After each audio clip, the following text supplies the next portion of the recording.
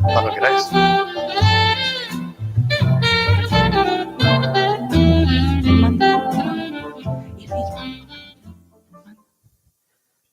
Está muy raro el asiento. Sí. Diálogo 1. Computación cognitiva. Cuando los barcos aprenden solos. Antonio Orbe, psicólogo, informático en IBM y director del Foro del Futuro Próximo. Elisa Martín, matemática, directora de tecnología e innovación en IBM. Gonzalo Ramos, ingeniero informático y psicólogo, director del Máster en Ciencias Cognitivas de la Universidad de Málaga.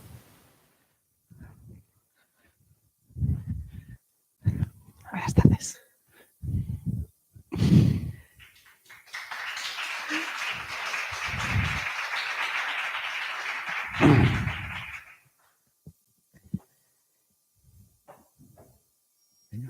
¿Empiezo yo? Sí. Bueno, pues perdonar porque no estoy yo con el protocolo, pero buenas tardes a todos. La verdad es que personalmente me hace mucha ilusión y creo que es una responsabilidad empezar hoy esta sesión. Y bueno, el título de nuestra sesión tiene que ver con computación cognitiva, ¿vale? Y con la parte que supone la inteligencia artificial y cómo mi propuesta de discusión aquí con mis colegas, ¿vale? Tiene mucho que ver cómo estamos empezando una nueva era. Yo reflexiono muchas veces que cuando empezamos la era industrial, no nos acordamos porque no estábamos, ¿vale? Pero los que hemos leído un poco sobre los primeros años de la era industrial, lo que hizo escalar a la era industrial fue la electricidad, ¿de acuerdo? Pero la electricidad empezó de una manera y poco a poco se fue incorporando a la industria, de las industrias pasó a las ciudades y ha configurado todo lo que ha sido esa era industrial durante más de un siglo y medio, ¿vale? Desde el punto de vista de la inteligencia artificial y desde el punto de vista de la digitalización, estamos entrando en una nueva era donde está marcada por la evolución que suponen los sistemas de información y, en concreto, cómo incorporamos las tecnologías de la inteligencia artificial a lo que es nuestra vida cotidiana, nuestro trabajo cotidiano, cómo lo incorporamos en nuestra vida cotidiana, en nuestro trabajo cotidiano. Y cómo eso va, igual que en su momento la electricidad transformó toda una sociedad, cómo eso va a transformar toda nuestra sociedad y toda nuestra realidad. No solo lo que somos la sociedad como personas, sino la realidad en la cual vivimos. Y ese punto de inflexión o ese punto de cambio, más que de inflexión, se está iniciando ahora y es lo que nos va a llevar en lo que vamos a ir evolucionando en los próximos años. Y a lo mejor yo creo que sería bueno que incorporásemos alguna otra visión de Gonzalo sobre ese concepto de lo que es la inteligencia artificial y la computación cognitiva, lo que es las capacidades cognitivas, ¿vale? A lo mejor es bueno que explicásemos algo del concepto, ¿no? Bueno, yo, primero, muchas gracias por la invitación y por vuestra asistencia.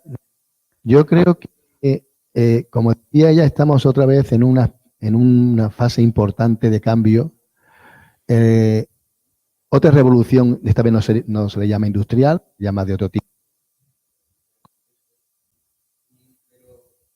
Es una revolución que de hecho ya se ha producido en muchos ámbitos y no nos hemos dado cuenta porque los sistemas están imbuidos y poca gente se da cuenta, por ejemplo, que en un banco, cuando tú vas a pedir un préstamo, ya no te lo dan las personas, te lo dan los sistemas informáticos que deciden si tú estás dentro del grupo de riesgo o no.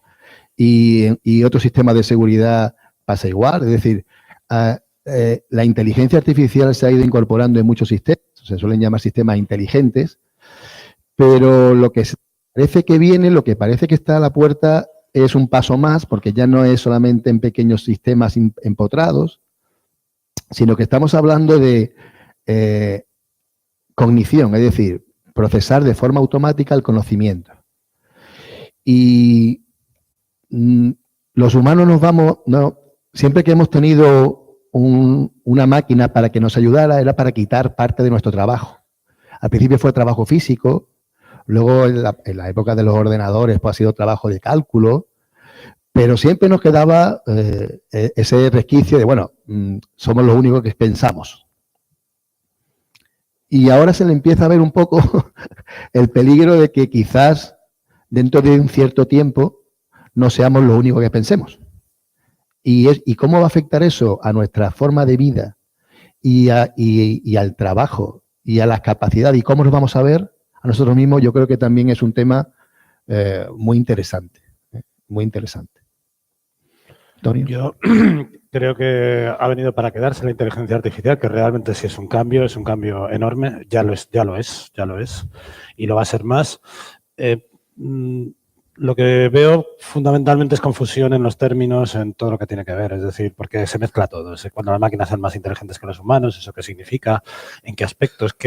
¿En qué tareas son más inteligentes? ¿Dónde los humanos todavía somos irreemplazables? Entonces yo creo que una de las cuestiones fundamentales es definir un poco los términos, porque es muy fácil decir cualquier tipo de cosas de este estilo que salen todos los días y luego ¿qué quiere decir eso? ¿Qué quiere decir exactamente eso, no? La inteligencia artificial es muy buena haciendo tareas concretas, pero la inteligencia artificial general pues no se ve a la vista, no, a la vista es en muchos años, ¿no? Y en este sentido también es muy importante, aparte de definir los conceptos, que no creo que nos vaya a dar tiempo a definirlos con claridad, también es muy importante definir el horizonte temporal.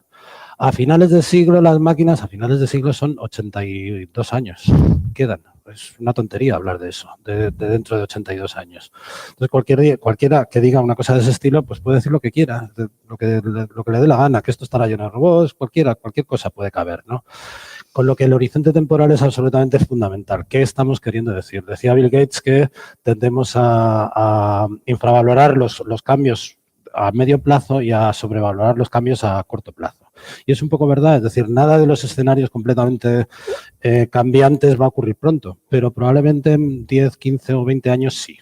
Entonces, definir el horizonte temporal para ser un poco rigurosos, porque es fundamental un poquito de rigor, porque si no, enseguida estamos diciendo cosas completamente, digamos, sin sentido, ¿no? Yo creo que va a cambiar, está cambiando el mundo en cantidad de cosas, absolutamente. Todos venimos con el navegador aquí y eso era inteligencia artificial hasta ahora, hasta ayer, por lo menos. El navegador es de la inteligencia artificial. Por lo tanto, nos ha cambiado el mundo, nos está cambiando el mundo, nos va a cambiar mucho más. Probablemente no de una manera tan, digamos, radical como creemos en el día a día, porque no van a venir los robots y nos van a saludar. Eso no va a pasar pronto, quizá en el futuro. Fijaros, un poco lo que vamos hablando lo tenéis representado en esta diapositiva, ¿vale? Básicamente, esta evolución que estamos iniciando ahora, venimos de unos años donde la inteligencia artificial se estaba aplicando a elementos muy concretos, ¿vale? Y cuando hablamos de elementos muy concretos, hablamos de cosas como, por ejemplo, si os vais a Google y Google os está dando vuestra ruta de tráfico, ¿vale? La ruta por la cual vosotros seguir, pues básicamente está haciendo un algoritmo, está utilizando un algoritmo que forma parte de la inteligencia artificial y que ese algoritmo es un algoritmo muy concreto. ¿Por qué?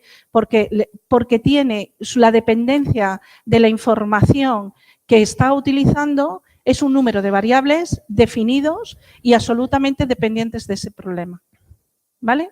Y eso es a lo que llamamos esa inteligencia artificial estrecha, ¿vale?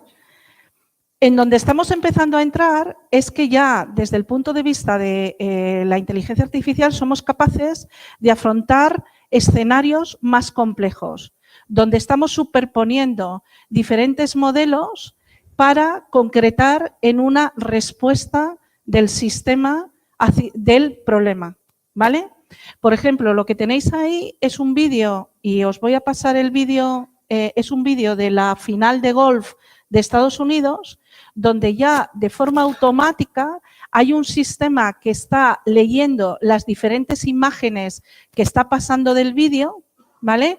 Y que es capaz de identificar cuáles son las imágenes más emotivas de esa final, ¿vale? Y marcarte a ti como espectador aquellas imágenes que son las que tú más vas a valorar. Y que, por ejemplo, tiene que ver, y esa valoración puede estar asociada, por ejemplo, a la lectura de las caras de las personas que están viendo la final de golf. ¿De acuerdo? Ahí se superponen diferentes tipos de problema y la resolución de esos diferentes modelos conlleva, ¿vale? Es una aproximación mucho más compleja de la inteligencia artificial y es en donde estamos ahora mismo. Es multitarea, multidominio y podría llegar a ser semiautónoma. Cuando hablamos mucho de la inteligencia artificial y mucho del discurso que hacemos de la inteligencia artificial con respecto a lo que decía Antonio, ¿vale? De lo que nosotros vemos de ese posicionamiento de la inteligencia artificial en nuestra realidad, que tiene mucho que ver con lo que hemos aprendido en la ciencia ficción en su momento, ¿vale? Pues eso es lo que nosotros llamamos la inteligencia artificial general, ¿vale? Y que todavía estamos muy lejos. Yo cuando me leían este gráfico, ¿no? El científico que me lo leía decía, mira, hemos puesto ahí 2050 o después. Y eso básicamente significa que no sabemos cuándo va a llegar. Que los científicos no sabemos cuándo. Esa visión que tenemos o esa realidad que hemos trabajado mucho desde la ciencia ficción, donde seamos capaces de establecer donde los sistemas, ¿vale?, tengan un comportamiento tan similar al comportamiento humano, ¿vale?, pues todavía nos queda mucho para poder llegar hasta esa imagen, ¿vale? Yo creo que... Sí, hay una cosa que ha comentado, que es lo difícil que es hacer una predicción en cualquier campo a largo plazo. Yo aconsejo que cojáis predicciones de 1900, de 1950 y veréis lo poco que tiene que ver las predicciones a 50 años con lo que luego fueron después. Es decir, nadie predijo Internet y sí había coches volando. Entonces, muchas veces lo que hacemos es llevar más allá la tecnología que hay en ese momento, pero no nos imaginamos las tecnologías disruptivas, no nos las imaginamos porque son disruptivas, son nuevas. Entonces, es muy difícil hacer una predicción, prácticamente es gratuito hacer una predicción a 50 años. Lo que sí se puede hacer es a corto plazo y a medio, y las tendencias. Y como yo creo que lo hemos situado ya un poco, a mí me gustaría preguntaros, una de las cosas, digamos, que creo que a la gente más le preocupa es cómo nos va a afectar a todos a corto plazo, corto y medio, hablemos 5 años, en el mercado, por ejemplo, en el mercado laboral. Es decir, hay gente que se está preparando actualmente, niños que van a empezar, chavales que van a empezar la carrera, y cuando terminen la carrera probablemente para lo que estaban estudiando ya no estará. Eso es así. Estamos hablando de 5 años. No estamos hablando de mucho tiempo. Pero es que sí hay ya ciertas profesiones y ciertas ocupaciones que parece ser que sí van a empezar a ocuparse de manera automática. Ya hay muchas que se han ido perdiendo. Pero parece que el cambio, igual que van a surgir otras, evidentemente. Pasó con la revolución industrial y va a pasar también ahora. Entonces, a mí me gustaría un poco, ¿cómo lo veis de optimista, pesimista? ¿Cómo veis ese aspecto de la influencia? Yo soy de los que piensa que la inteligencia artificial y la automatización general nos va a quitar el empleo masivamente. Ya lo está haciendo. O sea, me parece que ocultarlo es un poco absurdo. Es decir, en cantidad de aspectos ya lo está haciendo. Entonces, por poner algunos ejemplos, cualquiera tendría los suyos. Los bancos. Las oficinas de banco están desapareciendo. ¿Por qué? Pues porque una parte lo hace la inteligencia artificial, el software en general, la automatización. Y la otra parte la hacemos los clientes. Total, el empleado sobra. Porque es una cosa muy importante también. Es decir, la tarea que no es capaz de hacer la máquina, la hace el cliente. Total, que al final el empleo sobra. Y como eso son todos los ejemplos. Las máquinas siempre han venido a sustituir, a hacer el trabajo de los humanos. La cuestión no es esa, la cuestión no es si van a sustituir el trabajo de los humanos, que vienen a hacerlo, están hechas para eso se diseñan, ¿no? No hay otra historia, ¿no? La cuestión es, ¿habrá reemplazo suficiente de nuevos puestos de trabajo para los que quiten las máquinas? Que es digamos, la gran duda. Yo creo que en absoluto, de ninguna de las maneras. Y siempre pongo un ejemplo, que es el ejemplo de WhatsApp. WhatsApp, cuando fue comprado por Facebook, tenía 50 empleados y daba servicio a no sé cuántos eran, 1.000 millones 500 millones de usuarios en el mundo. 50 empleados dan servicio a 500 millones. ¿Así vamos a reemplazar los puestos que se sustituyen? No, yo creo que no. Y yo creo que más vale que nos pongamos un poco en eso, porque todo el sistema educativo debería de cambiar a continuación. Es mi propia visión, claro, desde luego cualquiera puede decir otra cosa, pero yo creo que preparar a la gente para un mundo que no va a existir no tiene ningún sentido. Es frustrar a la gente, a los jóvenes. El mundo, desde luego el mundo laboral va a ser radicalmente distinto del que yo he vivido. Yo he trabajado 30 años en IBM, he sido muy feliz, fantástico y estupendo y tal. Se acabó, eso se acabó por completo. Y se acabó y la mayoría de la gente es que va a tener muy pocos trabajos, ¿no? Entonces, mi opinión es claramente esa. Y deberíamos de una vez, en España, pues se empieza a hablar un poco. Yo recuerdo que Obama lo contaba en sus discursos. No sé, el presidente de Estados Unidos lo contaba. Aquí parece que sigue siendo un poco académico, ¿no? Pero yo creo que es fundamental porque es un cambio esencial. Yo la verdad es que no estoy muy de acuerdo con Antonio. Ay, fijaros que venimos de la misma raíz, ¿no? Fijaros, yo creo que sí es cierto, una de las cosas es verdad, o sea, al final las máquinas vienen a sustituir a las personas en una serie de tareas y me gustaría que nos pusiésemos en el escenario de cuando en los campos trabajaban las personas y luego se incorporó el tractor, ¿vale? No creo que ahora vayamos a discutir que en el campo tengamos que tener personas en vez de tractores porque tengamos que dar más trabajo a las personas. ¿De acuerdo? Porque además esas personas que estuvieron en el campo, es verdad, ya el campo tiene menos personas y esas personas fueron a las ciudades y en las ciudades hubo otro tipo de trabajo, ¿vale? Para esas personas. Por cierto, en esa parte hubo algo muy importante que ganamos como sociedad que fue la alfabetización, ¿vale? Cuando se hizo toda esta migración, que pasamos del campo a las ciudades, que empezamos la industrialización, etcétera, una de las necesidades que se creó con la industrialización fue la necesidad de la alfabetización. Y como sociedad no lo hemos hecho mal, ¿vale? Todavía hay áreas, pero masivamente tenemos una sociedad que está alfabetizada, ¿vale? Lo que quiero significar con esto es que al final, como sociedad, evolucionamos. Y evolucionamos con la tecnología que tenemos, ¿vale? Y evolucionaremos con la tecnología que tenemos, que será la tecnología con la digitalización. No porque la inteligencia artificial esté aquí, que la inteligencia artificial es un elemento más de la digitalización, sino porque nuestro mundo, por una necesidad o por una evolución natural, se está digitalizando. Y la realidad física que tenemos también se está creando en el mundo digital. Se está creando una realidad paralela en el mundo digital. Y como personas vivimos en una realidad física y a la vez vivimos en una realidad virtual. Lo que significa es que como personas vamos a tener que saber vivir con esa realidad virtual. Por cierto, ya hemos empezado, porque también cuando empezamos con los sistemas de información, no sé cuántos de vosotros, pero yo cuando empecé a trabajar, ¿vale? Tenía una pantalla para 3 personas dentro de mi departamento, ¿vale? Y la usábamos por turnos. Tampoco es que la tuviésemos que usar para mucho, ¿vale? Pero usábamos una pantalla por turnos. Ahora, si me siento, fijaros que me siento aquí para hablar por vosotros y me siento con mi PC en las rodillas. ¿Por qué? Porque mi conocimiento, parte de mi conocimiento está digitalizado en este PC, ¿vale? Es decir, yo ya colaboro con el entorno digital para poder dar el seguimiento de esta charla, es decir, que hay tareas que yo hago en las cuales me apoyo en un sistema para poder ejecutar mi tarea, ¿vale? Y es un poco esa visión la que yo creo que nos va a ir pasando.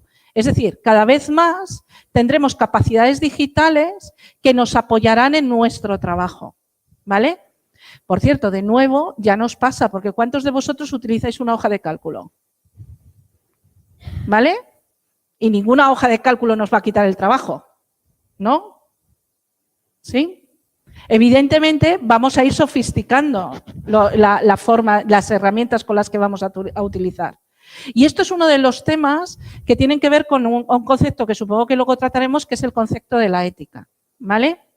Desde el punto de vista, tú puedes diseñar la inteligencia artificial para que sea una extensión de la inteligencia de las personas, ¿vale? O puedes diseñar sistemas de inteligencia artificial que sea una sustitución de las personas. Y eso es un punto donde cada una de nosotros o cada uno de los responsables que estén creando sistemas de inteligencia artificial tendrán que tomar su posición. ¿Cuál es el tipo de inteligencia artificial que tú vas a diseñar? ¿Vale? Y, por ejemplo, una compañía como IBM, que pertenece a un grupo de compañías que han creado una sociedad ética de la inteligencia artificial, entre las que están muchas de las compañías, como pueden ser Google o Microsoft o otra serie de compañías, IBM ha creado sus principios y ha dicho, y uno de sus principios es que siempre diseñará sistemas que extiendan la inteligencia de las personas. ¿Vale? Es un principio de diseño. Entonces, lo que sí que nos va a pasar es que habrá tareas de nuestro trabajo que las haremos de forma colaborativa con sistemas de inteligencia artificial o sistemas de automatización. ¿Vale? Y eso va a necesitar de una formación de las personas para que sepan trabajar con ese tipo de sistemas. Dejaremos de hacer una serie de tareas, ¿vale? Y nos dedicaremos a ejecutar otra serie de tareas. Y como en la evolución siempre cambiaremos, habrá un tipo de trabajos que desaparecerán, pero aparecerán otros tipos de trabajo. Yo siempre, y si queréis un ejemplo concreto, hace 3 años empezamos un caso para introducir la computación cognitiva en el turismo, ¿vale? Y lo hicimos a través de una aplicación que tiene dentro de la aplicación un chatbot, ¿vale? Que lo que hace es acompañar al turista en sus visitas en la isla de Lanzarote, ¿vale? Es como un agente virtual, ¿vale? Que va acompañando al turista. Evidentemente, si lo pensamos desde el punto de vista de los agentes de turismo, ay, no me sale la palabra. Sí, los turoperadores. ¿Vale? Pues a lo mejor le estamos quitando el trabajo a un agente de turismo. Guía, sí. ¿Vale? A un guía, que no me salía la palabra. A un guía de turismo, ¿de acuerdo? Pero lo que ha sido una realidad es que esa aplicación ha generado tal cantidad de información del comportamiento del turista que ha creado 10 puestos de trabajo en la gestión del turismo en Lanzarote, que no eran los puestos que había de guías, ¿vale? Entonces, esto es un caso concreto, es un elemento micro, ¿vale? También tenemos que pensar en la dimensión del macro, es decir, estos cambios evolutivos no podemos verlos solo de lo que nos está pasando ahora, sino que tendríamos que verlo en una dimensión de muchos más años, ¿vale? Igual que vemos, por ejemplo, los cambios que supuso la robotización en el área de la automoción. Pero hay un elemento que totalmente coincido con Antonio, que es en el tema de la formación. No puede ser que vayamos cambiando, que vayamos a tener que entrar en este nuevo cambio y que las personas que van a tener que vivir en esa realidad no seamos capaces de formarlas ahora mismo en aquellos elementos básicos que van a formar parte de esa realidad. Hay un gurú de IBM, Irving Blantasky-Berry, que tú le conoces, sí, ¿vale? Que aparte es un humanista, aparte de ser un tecnólogo, es un humanista, y una de sus reflexiones son que al final vamos a tener que afrontar, igual que en la era de la industrialización afrontamos la alfabetización, vamos a tener que afrontar la alfabetización digital de las personas, ¿vale? Y desde pequeños tiene que tener la misma fuerza el explicar el leer, como el explicar cómo son las matemáticas y qué son las matemáticas. Porque ese conocimiento va a ser tan imprescindible como el leer a las personas para el futuro. Y eso es de lo que realmente sí que nos tendríamos que empezar a preocuparnos. Yo no soy tan pesimista como Antonio y tampoco soy tan optimista. Está bien, así tenemos... Yo creo, para hacer un poco de broma, WhatsApp, esos 50 trabajos eran nuevos, no sustituían a nadie. O sea, no quitamos a 1000 para poner 50. No había ninguno porque eso no existía y había 50 más. Pero da una idea de la cantidad de trabajo electrónico, digital, que se puede hacer con poco personal. Y es una de las cosas que las grandes empresas del mundo digital pueden hacer grandes cosas y grandes movimientos sin una masa importante de personal. Yo creo que desde luego va a haber nuevos tipos de trabajo y sobre todo parece que hay una tendencia importante hacia trabajo a lo que corresponden, trabajos que son relacionados con otras personas, con cuidar personas, con atender personas, es decir, la parte del cuidado de otras personas, más si con el incremento de la longevidad, va a ser importante. También en la parte de formación, porque va a aumentar la gente que va a formar a otra gente. Pero indudablemente va a haber pérdida de trabajo porque se va a automatizar ciertos sectores.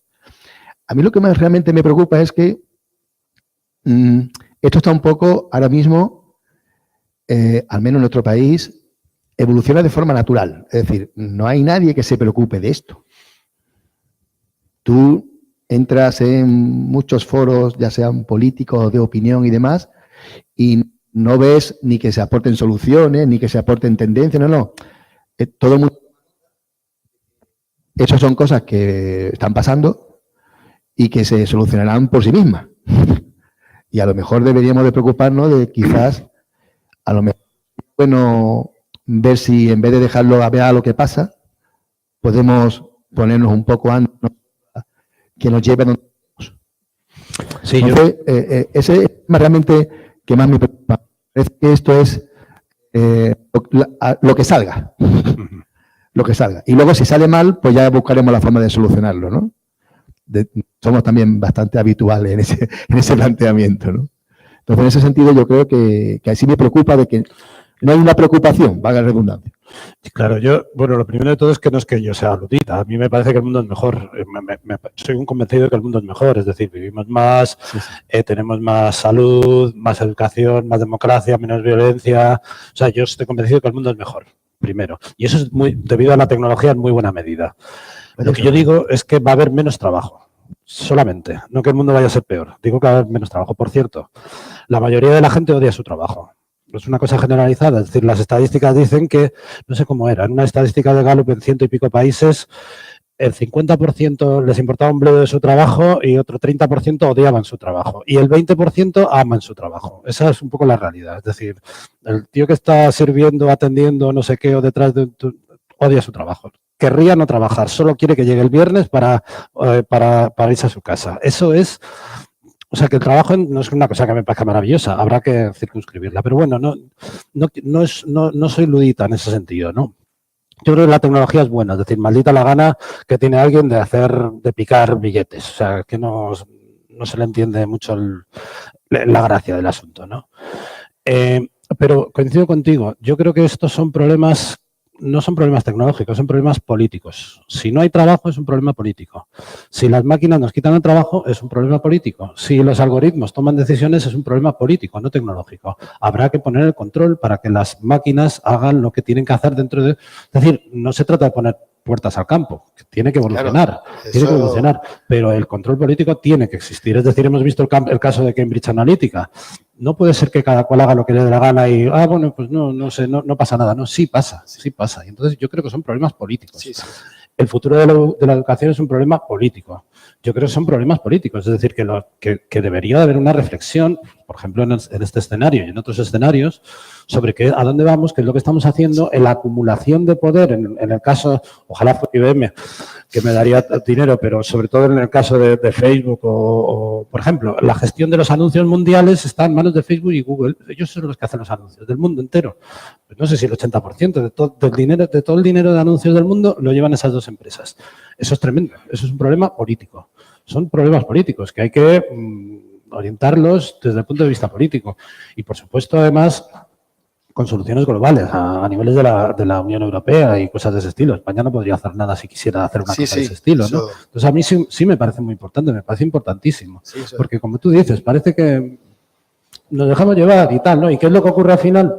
Que el capital se acumula en un sitio. El capital, el poder, la información, el Big Data, se acumula en un sitio y está ahí. Y los demás no tienen acceso a nada. ¿No? Porque además no tiene mucha visibilidad a nivel social. Los cambios esos.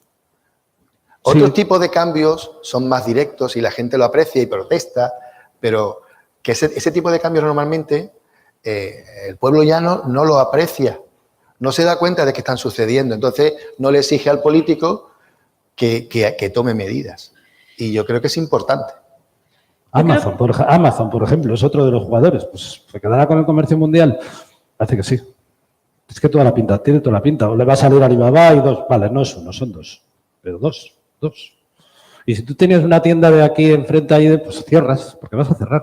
Entonces son problemas políticos. Yo creo que también tenemos que ser conscientes de otra realidad. Y a mí es un tema que me tiene siempre un poco obsesionada, ¿no? Que es la velocidad el cambio. Como sociedad vamos evolucionando. Y luego, al final, tenemos estructuras que no son tan capaces de ir cogiendo el ritmo de la evolución, ¿vale? Entonces, esta mañana, de hecho, estaba hablando con una universidad de Valencia, donde me estaban contando un proyecto que no tiene nada que ver con la inteligencia artificial, ¿vale? Es un proyecto de un futuro tren que básicamente se mueve a través de un túnel de viento, un túnel al vacío. De vacío. El Hyperloop. ¿Vale? El Hyperloop. Y básicamente me estaba contando que uno de los problemas que tienen es que nada de lo que están haciendo en ese proyecto se enseña en la universidad.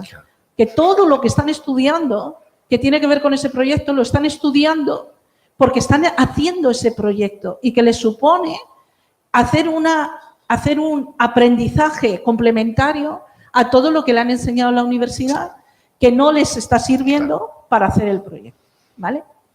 Es decir, que al final nuestra evolución está corriendo mucho, o sea, los cambios van corriendo mucho y las estructuras no están llegando, los cambios de las estructuras no están llegando a la misma velocidad.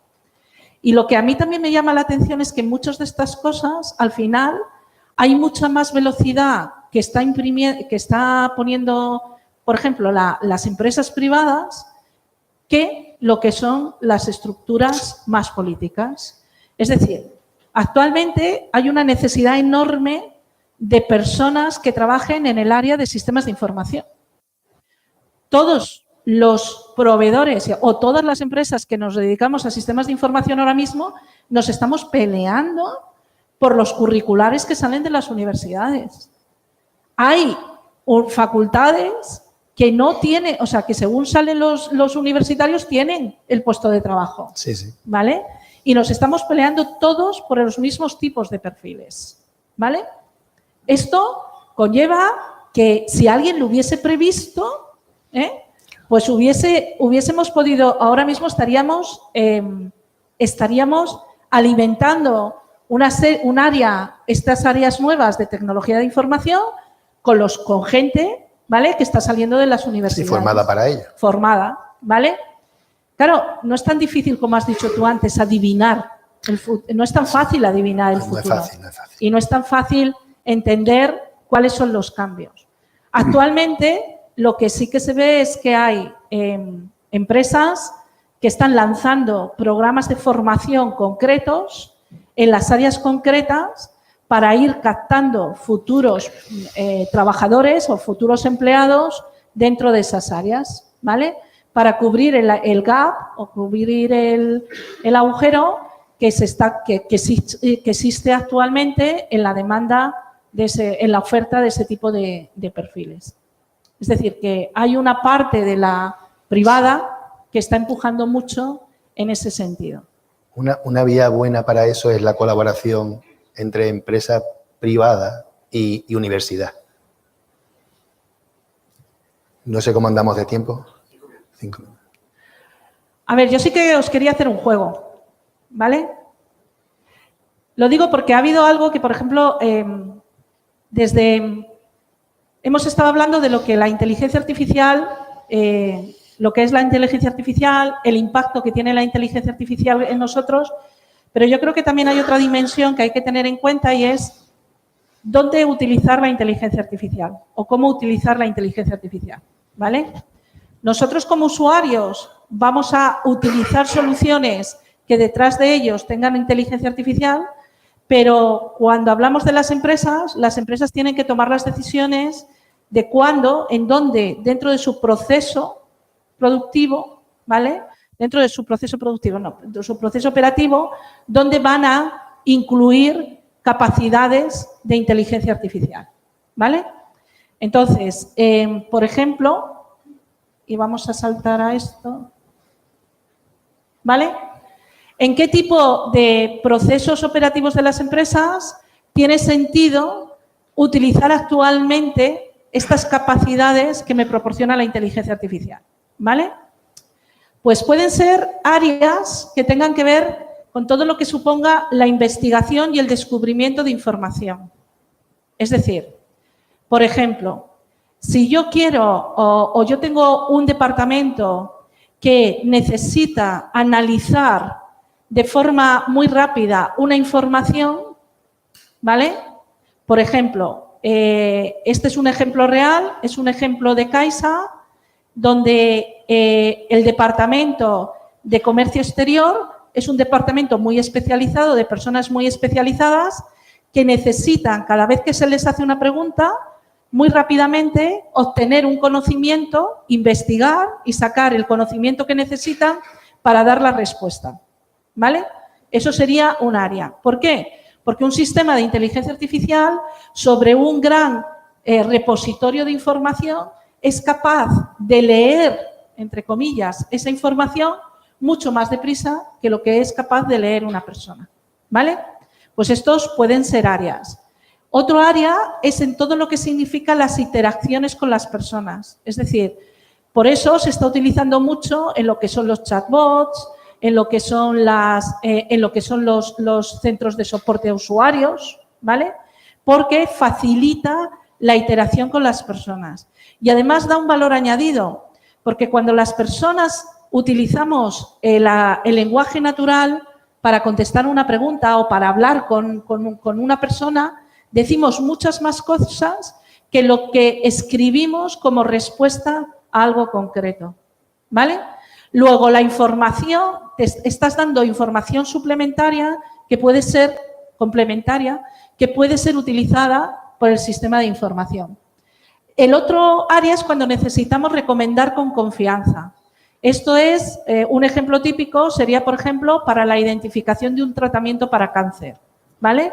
El hacer una selección dependiendo de una serie de parámetros asociados a un enfermo, a su enfermedad y al tipo de genoma que tiene el enfermo y al tipo de cáncer que tiene el enfermo, el hacer la recomendación de un tratamiento puede ser otro escenario donde se aplique estas técnicas de inteligencia artificial. Otras de las áreas es detectar responsabilidades y mitigar el riesgo. Por ejemplo, se están utilizando técnicas de inteligencia artificial de procesamiento de lenguaje para todo lo que significa el GDPR. O sea, todo lo que es el control actualmente de la privacidad de los datos, todo lo que es la normativa sobre la privacidad de los datos. Para anticipar y evitar interrupciones, por ejemplo, esto puede ser para predecir un posible fallo de una pieza dentro de lo que pueda ser un motor, ¿vale? Y por último, que es una que me gusta a mí mucho, que tiene que ver con lo que hemos estado hablando antes, que es escalar la experiencia y el aprendizaje de las personas. Es decir, ser capaz de capturar el conocimiento de las personas y convertir el sistema de conocimiento en un sistema que sea capaz de asesorar a las personas en su trabajo, ¿vale? Captar el conocimiento de toda una unidad de trabajo y con ese conocimiento crear un asesor de los futuros profesionales dentro de ese puesto de trabajo. Estos serían como diferentes ejemplos. ¿Y puedo hacer el juego? Vale. Venga, a ver si nos sale el juego.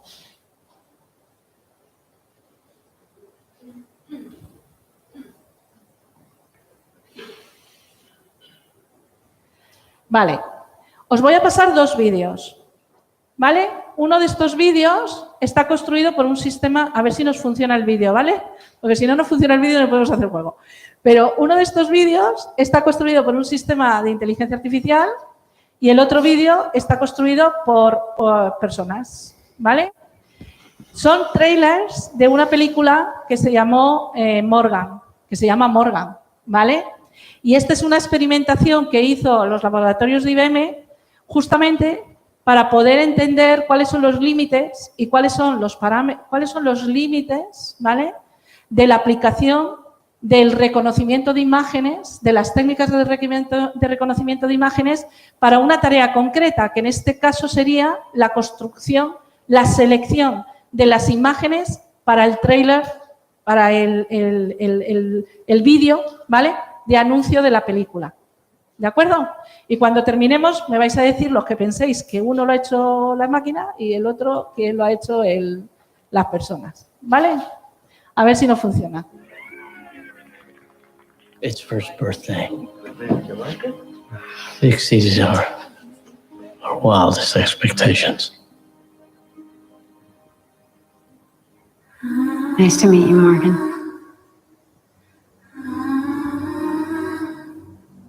Nice to meet you, babe.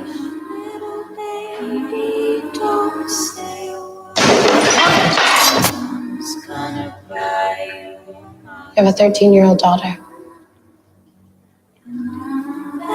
You don't get to see her much anymore.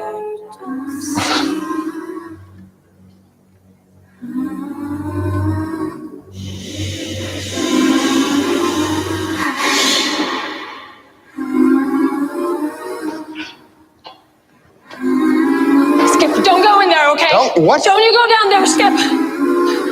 Don't be afraid, Amy. I have to go say goodbye to... Venga, vamos a por el siguiente, ¿vale? Within a month, walking and talking.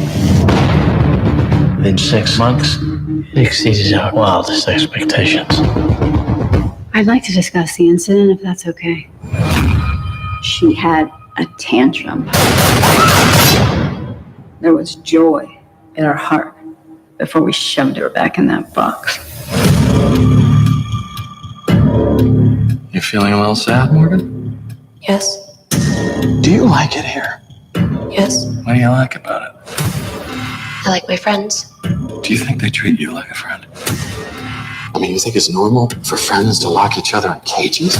What would you do if I recommended that you should not be allowed to leave this room?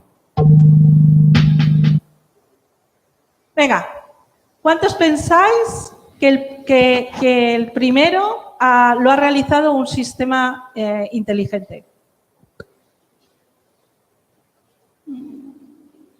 Como la mitad, ¿no? A lo mejor quedamos del 50%. ¿Y cuántos pensáis que lo ha hecho una máquina? Ah, eso sí me inteligente. Perdonad, que lo ha hecho las personas. Que lo ha hecho una persona. Vale. ¿Cuántos pensáis que el segundo lo ha hecho una máquina inteligente? Y del resto pensaréis que lo ha hecho las personas, ¿no? Más o menos. ¿Vale? El primero lo ha hecho la máquina y el segundo lo ha hecho las personas. Y fijaros que hay una diferencia increíble entre los dos. ¿Cuál es la diferencia fundamental entre los dos trailers? La emoción. Fijaros, y esto sería para otra discusión, ¿vale? Pero fijaros que el primer sistema el primer vídeo tiene mucha más riqueza de emociones que el segundo vídeo, ¿vale? Al sistema se le entrenó con todo lo que se le entrenó enseñándole lo que eran imágenes que significaba miedo, que significaba temor, que significaba suspense, ¿de acuerdo? Y se le entrenó con lo que significaba emociones positivas, es decir, sensaciones de amor, sensaciones de empatía, sensaciones, etcétera, ¿vale? Y resulta que el sistema fue capaz de hacer un tráiler con muchas más emociones que las personas. Y esto lo que significa es que el sistema es capaz de hacer una selección de imágenes teniendo en cuenta el tipo de la demanda, ¿vale?, sobre el cual yo quiero lanzar el producto. ¿De acuerdo? Y yo creo que aquí lo dejamos. Muy bien. Gracias.